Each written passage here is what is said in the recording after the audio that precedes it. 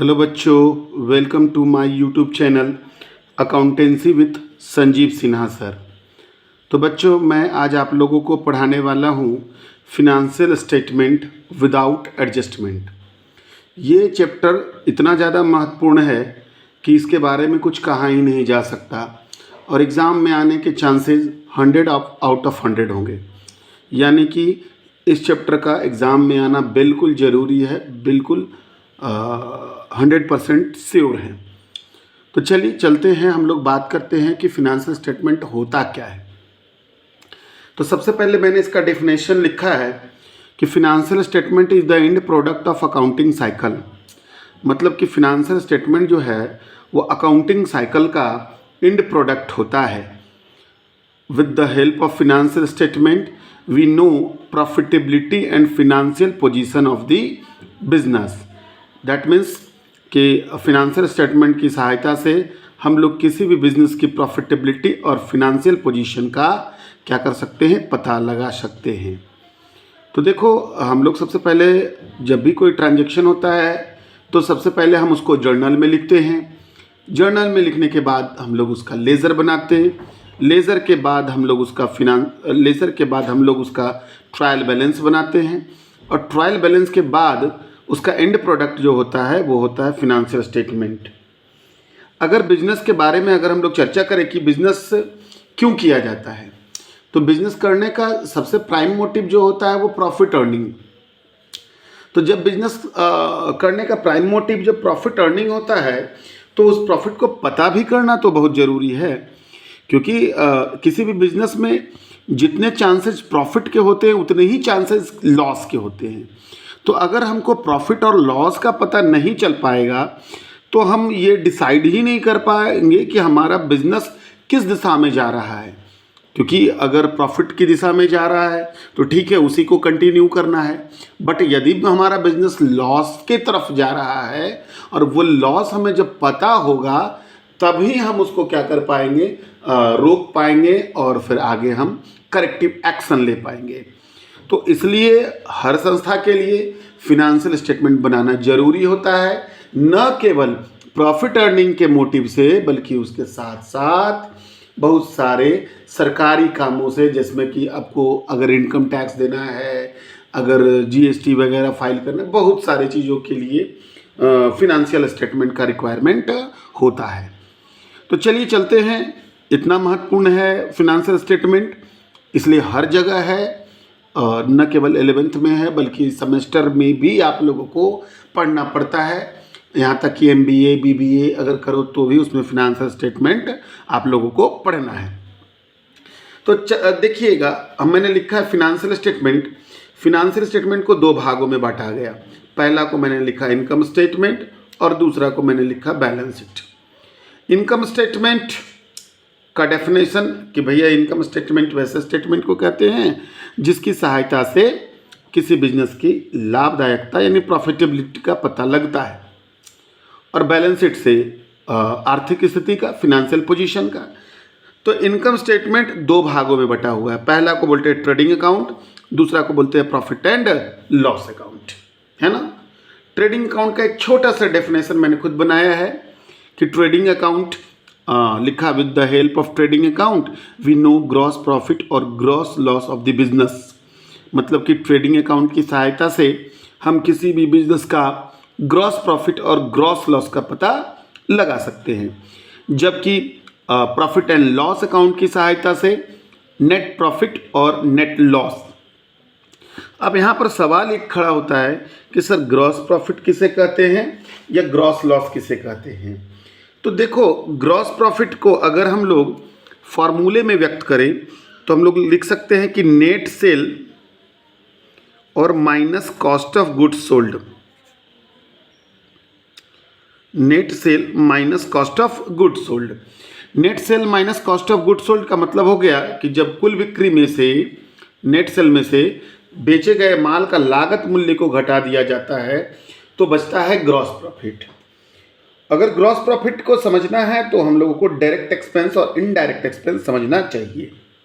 Direct expense वैसे expense को कहते हैं जो कि डायरेक्टली पता चलता है कि ये वस्तुओं के उत्पादन पर, प्रोडक्शन पर खर्च किया गया है। जबकि इनडायरेक्ट एक्सपेंस वस्तुओं के उत्पादन के बाद के खर्चों को कहा जाता है, such as administrative expense, selling expense, distribution expense इत्यादि। यानी वस्तु को जब हम बना लेते हैं तो बनाने के बाद के जितने भी खर्च होते हैं वो सारे खर्च इनडायरेक्ट एक्सपेंस होते हैं। बट वस्तु को प्रोड्यूस करने तक, वस्तु को परचेज करने तक के जितने भी खर्चे होते हैं वो सारे खर्चे डायरेक्ट एक्सपेंस के नाम से जाने जाते हैं। ठीक है। अब देखिए बैलेंस शीट का मैंने डेफिनेशन क्या बनाया, छोटा सा डेफिनेशन नहीं, बस इसका ये मैंने लिखने की कोशिश की ताकि आपको पता चले कि हम बैलेंस शीट क्यों बनाते हैं। तो लिखा है कि with the help of balance sheet we know the financial position of the business. मतलब बैलेंस शीट की सहायता से हम किसी भी बिजनेस के फिनेंशियल पोजीशन का पता लगाते हैं। ठीक है। तो कहने का मतलब एक बार फिर से, फिनेंशियल स्टेटमेंट दो भागों में बटा, income statement and balance sheet. Income statement दो भागों में बटा, trading account and PL account, और बैलेंस शीट केवल बैलेंस शीट। ट्रेडिंग अकाउंट की सहायता से हम लोग बनाएंगे ग्रॉस प्रॉफिट और ग्रॉस लॉस निकाल पाएंगे, और पीएल अकाउंट की सहायता से नेट प्रॉफिट और नेट लॉस, है ना। और बैलेंस शीट केवल फिनेंशियल पोजीशन को बताता है। तो आइए आज हम आप लोगों को ट्रेडिंग अकाउंट का फॉर्मेट बता रहे हैं, जो कि बहुत ज़रूरी है। फॉर्मेट याद रखना बहुत ज़रूरी है। देखिए ये है ट्रेडिंग अकाउंट का format. Trading account for the year ending, है ना, जिसमें मैंने क्या लिखा है, सबसे पहले पर्टिकुलर अमाउंट, ये डेबिट का साइड और ये क्रेडिट का साइड, है ना। तो आइए सबसे पहले इसमें ध्यान रखना है कि इसमें एकदम कुछ चीज़ को एकदम लाइन से ही लिखना है। जैसे सबसे पहले लिखना है हमको ओपनिंग स्टॉक, है ना। ओपनिंग स्टॉक जिसको हम लोग हिंदी में प्रारंभिक रहतिया कहते हैं, जो कि जिस दिन अकाउंट स्टार्ट हुआ है उस दिन जितना माल मेरे पास बचा हुआ होता है वो ओपनिंग स्टॉक के नाम से जाना जाता है। दूसरा आइटम परचेज आप लिखेंगे ढूंढ करके। सबसे पहला आइटम आप ओपनिंग स्टॉक लिखेंगे और दूसरा आइटम आप ढूंढ करके लिखेंगे परचेज। परचेज में से हम लोग लेस कर देते हैं परचेज रिटर्न, या परचेज रिटर्न का दूसरा नाम होता है रिटर्न्स आउटवर्ड, है ना। मतलब जो माल लौट गया, खरीदा हुआ माल जो हमने वापस करा। उसके बाद नंबर हमारा आता है ये बस ये ऐसे ही लिखना है। उसके बाद आगे के जो आइटम्स हैं वो उलट पुलट करके आप लिख सकते हैं, मतलब आगे पीछे लिख सकते हैं, उसमें कोई दिक्कत नहीं है ना।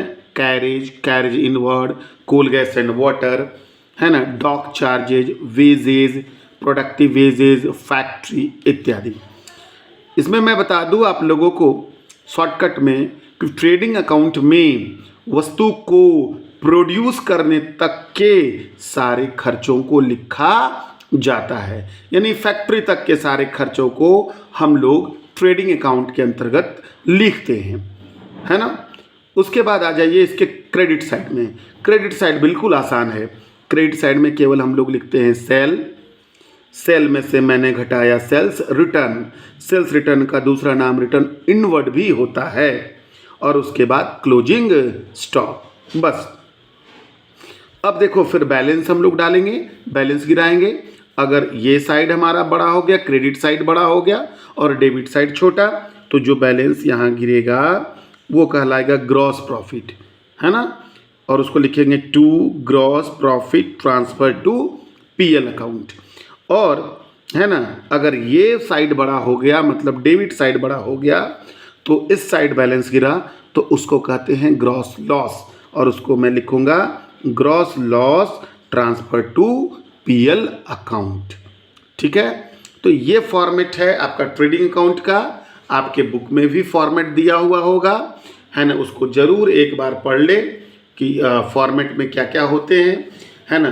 बस उसमें एक ही चीज़ दिमाग में आपको रखना है कि वस्तु को बनाने तक का खर्चा, जैसे कि कैरेज का मतलब होता है ढुलाई का मतलब होता है कच्चे माल को लाने तक का। कैरेज इनवर्ड भी वही हो गया, कच्चे माल को अंदर लाने का। कोल गैस एंड वाटर, कोयला गैस वाटर कहाँ लगेगा, फैक्ट्री में लगेगा। डॉक चार्जेज, डॉक मतलब बंदरगाह, जहाँ पानी का सिप वगैरह रुकता है वहाँ का चार्जेज, वेजेज मतलब मजदूरी, प्रोडक्टिव एक्सपेंस मतलब उत्पादन करने का खर्चा, एंड ऑल फैक्ट्री एक्सपेंस जैसे factory light, factory rent, factory लेकिन जुड़ा हुआ होना चाहिए, है ना।